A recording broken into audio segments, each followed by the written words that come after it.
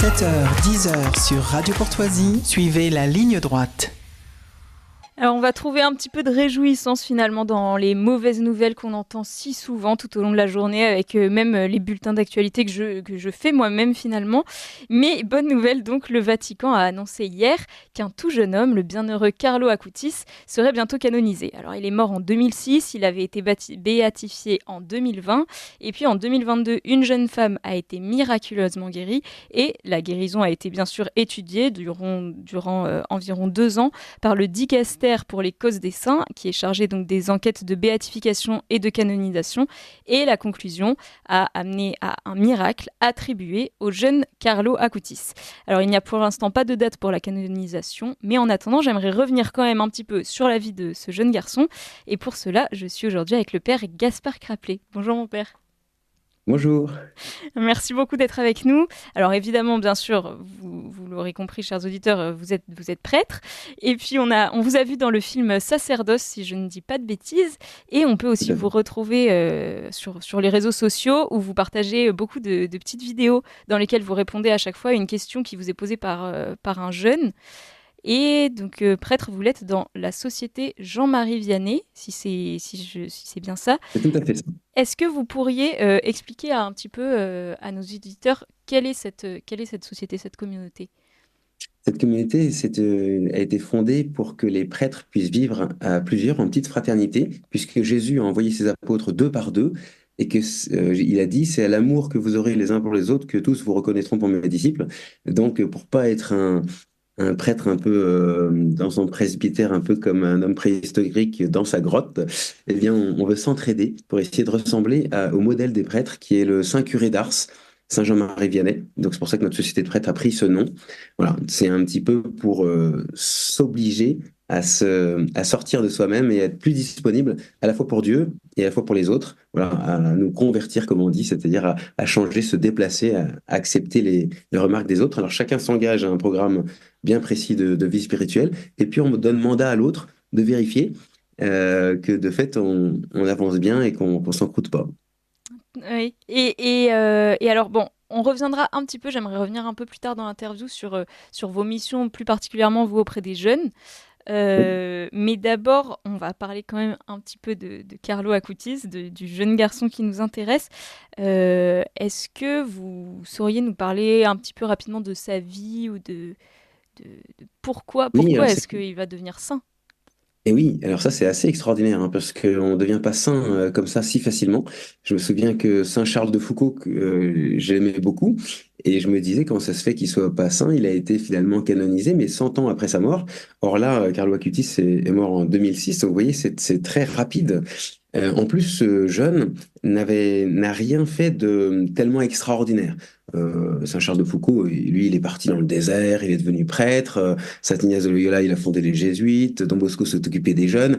Lui, à 15 ans, eh bien, il est mort. C'était, j'allais dire, un garçon normal, avec des amis, en aimant le sport, en aimant. Et ce qui a été fort, c'est il a vécu sa foi d'une façon extraordinaire, sans être dans un moule. C'est-à-dire que sa famille n'était pas spécifiquement très branchée, on va dire. Voilà. Et il a vraiment compris que l'amour de Dieu devait remplir notre cœur et que plus on met Dieu et moins on met de soi, et plus on porte du fruit, un peu comme une montgolfière. Voilà, si on met du bon gaz qui nous élève, eh bien, rempli de Dieu. Et il a compris aussi, il disait, on est comme des originaux et on finit comme des photocopies. Il a compris qu'en fait, Dieu vient faire toutes choses nouvelles et qu'à partir du moment où on laisse Dieu agir, on porte des fruits en fonction de nos qualités, etc. Ce qui fait qu'on devient unique et qu'on a un vrai rayonnement. Au lieu de faire simplement comme des personnes à la chaîne, à se ressembler tous, à prendre les mêmes vêtements, les mêmes choses. Voilà. Donc c'est de ce point de vue-là, il est assez extraordinaire. Il paraît qu'il était un peu autodidacte pour la musique, pour différentes choses, pour l'informatique, mais là, il était un peu autodidacte dans le sens où c'est pas tellement la famille, mais il a vraiment il a senti que si on laisse Dieu agir, on va porter plus de fruits. Voilà, donc Mhm. et en plus, c'est vrai. Oui, il y a une phrase que sa mère rapporte, je crois, qui est très belle, je trouve. Il parle de son autoroute du ciel pour parler de sa façon de prier, de sa façon de vivre sa foi, finalement. Oui, il disait que c'est l'Eucharistie, c'est-à-dire la messe, et une autoroute pour le ciel. Alors, c'est amusant de penser, parce que l'autoroute, c'est pour aller vite, et lui, il a Mhm. été vite, hein. Tout a été rapide, hein. À 15 ans, il est mort, et puis là, maintenant, il est déjà il va être canonisé. Il disait l'Eucharistie, c'est-à-dire qu'il a compris ce mystère de la messe, qui est un peu étonnant. À l'âge de 7 ans, il a fait sa première communion. Il a reçu donc Jésus sous la forme du pain dans son cœur pour la première fois. Il en a été tellement marqué qu'il a décidé d'aller à la messe tous les jours. Alors, je ne sais pas si vous vous rendez compte, mais si vous avez un fils qui, à 7 ans, décide d'aller à la messe tous les jours, en fait, c'est pas lui qui va se débrouiller. Donc, c'est une contrainte pour les parents. Mhm. Et tous les jours, et aussi pour, pendant les vacances. Donc, la maman, elle disait, ben, du coup, on choisissait un hôtel qui est pas trop loin d'une église. Enfin, fallait s'organiser pour que le fils puisse aller à la messe tous les jours. C'est C'est un fou. peu étonnant, parce que quelquefois, à cet âge-là, puis il y a toute une période de l'adolescence où, en général, on laisse un petit peu tomber tout ça. Et là, ben, il s'est accroché. Alors, il faut dire aussi qu'à l'adolescence, on lutte contre ses parents. Mais comme là, c'est lui qui portait les parents, c'était un peu différent. Oui. Voilà. Mais, voilà. Donc, il disait, l'Eucharistie, c'est mon autoroute pour le ciel. Ouais. Mais c'est fou, en effet, de voir un jeune comme ça qui, en fait, était vraiment, finalement, enfin voilà, c'est lui qui était en recherche de foi, lui qui était en recherche de plus grand, de plus spirituel. Et Ah, est-ce que... Oui, et dites-moi. pas coincé, parce Oui. que quelquefois on se dit, bah lui, il doit être un peu, voilà, on a une imagination, dans notre imagination, la sainteté, c'est les saints qui sont dans les églises, Mhm. c'est plâtre, les mains jointes, qui font rien, donc on se Oui. dit que ça doit être horrible. Alors que lui, pas du tout. Et c'est amusant parce que comme on a des vidéos de lui, voilà, c'est un jeune normal. Donc bon, Mhm. si on avait su qu'il était sain, on aurait peut-être fait plus de vidéos, plus d'interviews. Mais, euh, mais n'empêche qu'on le voit vivre normalement, mais joyeusement. Voilà, Ouais. on voit qu'effectivement, suivre Dieu, c'est la joie. Mhm. Et bah, c'est quand même, on voit que de plus en plus de jeunes, je pense, de nos jours, ou en tout cas, ça se remarque plus, sont peut-être en recherche, comme Carlo Acutis, de plus de religieux, parce que notamment, bah, le week-end dernier, voilà, il y avait le pèlerinage de Chartres avec 18 000 pèlerins, dont, avec une moyenne d'âge quand même assez jeune. De l'autre côté, il y avait, dans l'autre sens, la Fraternité Saint-Pédis avec 6 000 pèlerins aussi. Il y avait aussi, je crois, un rassemblement des scouts et guides de France qui a rassemblé 11 500 jeunes. Donc on voit quand même Il y qu'il y avait a le frat une... aussi, Ah oui, oui, avec ouais, les en collégiens. effet. Et donc ça fait tout ça, enfin voilà, une quantité quand même non négligeable de jeunes qui se mobilisent dans la foi.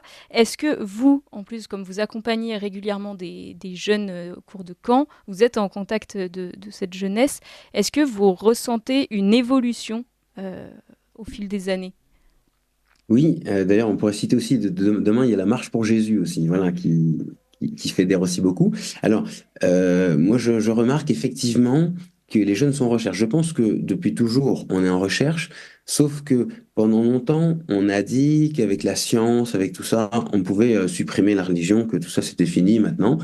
Et en fait, comme on dit, hein, un peu de science éloigne de Dieu, beaucoup de science rapproche de Dieu. Et Mhm. donc, on se rend compte de la merveille que c'est que la création. On a plus d'attention à ce qu'on appelle l'écologie. Donc, on prend soin de cette planète et on se dit, mais c'est une telle merveille, d'où ça vient? Voilà. Et donc, il y a une recherche. Et je dirais aussi que la question des réseaux sociaux, c'est-à-dire que cette connexion de tout le monde avec tout le monde, eh bien, fait que celui qui cherche, eh bien, il peut trouver plus Mhm. facilement.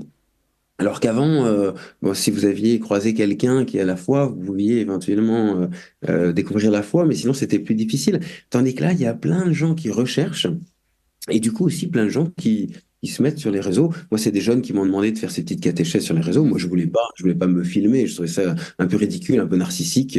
Et bon, ils ont un peu exigé. Mais je vois il y en a qui suivent et qui veulent effectivement en savoir plus sur la foi.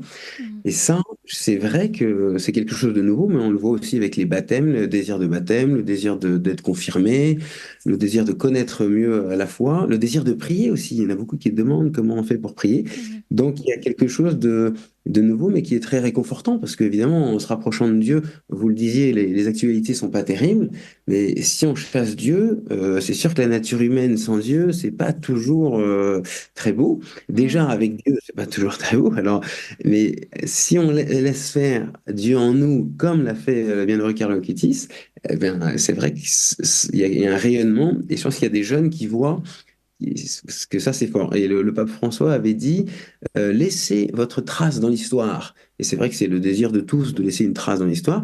Et bien, par la sainteté, par une vie vraiment vécue à fond, en développant toutes ses capacités, ben, on laisse effectivement une trace, comme Mm. bien le regarde. Oui, et vous parliez de ces jeunes qui vous posent aussi des questions sur comment prier. Dans l'Église catholique, on prie beaucoup les saints. Bah, justement, enfin, voilà, Carlo Acutis qui va être canonisé. En fait, pourquoi est-ce qu'on apporte cette importance aux saints alors qu'on voit que dans d'autres religions monothéistes, on se focalise directement sur Dieu, on s'adresse uniquement à Dieu. Nous, on parle de l'intercession, les saints qui intercèdent auprès de Dieu pour nous. Enfin, pourquoi est-ce que s'adresser à Dieu ne suffirait pas? Alors, ça, c'est sûr que ça suffit. Attention, Oui, ça mais suffit largement. Et puis, on dit d'ailleurs, même nous les catholiques, on dit, c'est une blague, hein, une petite phrase, on dit, il vaut mieux s'adresser à Dieu qu'à ses saints. C'est-à-dire Mhm. que vaut mieux s'adresser au patron de l'entreprise Bien qu'à sûr. Pierre. Simplement, dans la vie quotidienne, on prie les uns pour les autres. On voit Saint Paul qui dit priez pour moi, donc on prie les uns pour les autres. Pourquoi? Parce qu'on est dans le un seul corps. En tant que baptisé, on fait partie d'un seul corps, et donc on est tous le corps du Christ. Et donc, s'il y a une main la main souffre, ça fait mal à la tête. Si le pied souffre, le Mhm. cœur dit bah, je m'en fiche, etc. Donc, on prie les uns pour les autres. Et à la mort, eh bien, on ne meurt pas, comme dit Sainte Thérèse de l'Enfant Jésus, on entre dans la vie. Saint Paul disait, j'hésite entre rester ici si je suis encore efficace et être avec le Christ, mais moi je rêve d'être avec le Christ, moi je veux être avec Jésus, etc. Donc on voit bien que la mort, c'est être avec Dieu. Et si on est avec Dieu, si on est avec Jésus, on ne quitte pas le corps du Christ, fait toujours partie de ce corps du Christ, et donc on continue de prier les uns pour les autres. Alors évidemment, quelqu'un qui est saint, ici sur Terre déjà, qui est plus proche de Dieu, on va plus lui demander naturellement de prier pour nous que quelqu'un d'autre. Eh bien, quelqu'un qui est encore plus proche de Dieu parce qu'il est passé par la mort et il est avec le Christ, alors là, on va encore plus lui demander de prier pour nous. Donc, c'est un peu comme des grands frères, c'est-à-dire que bien sûr que c'est pas parce que Dieu existe qu'on va pas demander à son voisin de l'aide si on a besoin de faire garder ses enfants. On a besoin les uns des autres et Dieu veut qu'on ait besoin les uns des autres. Donc, c'est ça, c'est le mystère de la communion des saints. C'est pour ça qu'il ne faut pas se dire, ah ben eux, ils oublient Dieu, puis ils prient d'autres gens. Mhm. Non, mais on s'entraide les uns les autres, et je pense que Carlo Acutis est ravi, on lui demande des grâces, comme il a donné cette grâce, parce que c'est à son intercession que cette jeune femme, là, qui a Oui. eu un grave accident de vélo, a été guérie. Oui, en effet.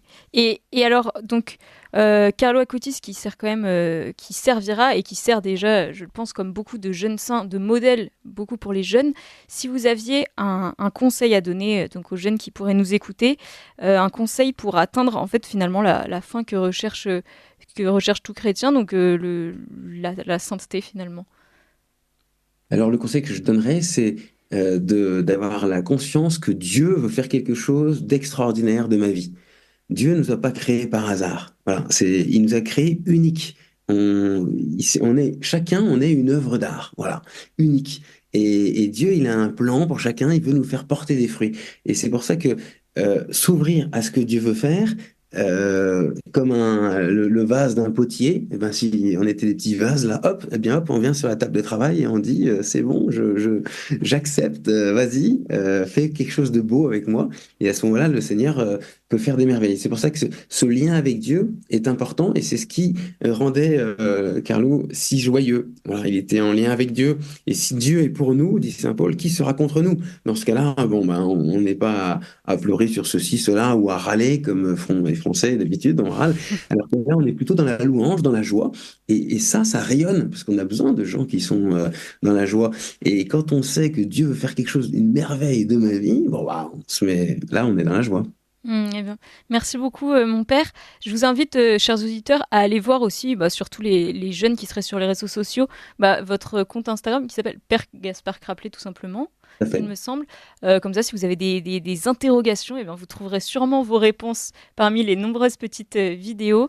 Et puis aussi, les jeunes, si vous voulez aller faire des camps à la montagne particulièrement, rendez-vous sur le site de la Société Jean-Marie Vianney, sur lequel je pense qu'il y aura toutes les informations. Et puis, prenez chacun votre autoroute vers le ciel. On conclura là-dessus.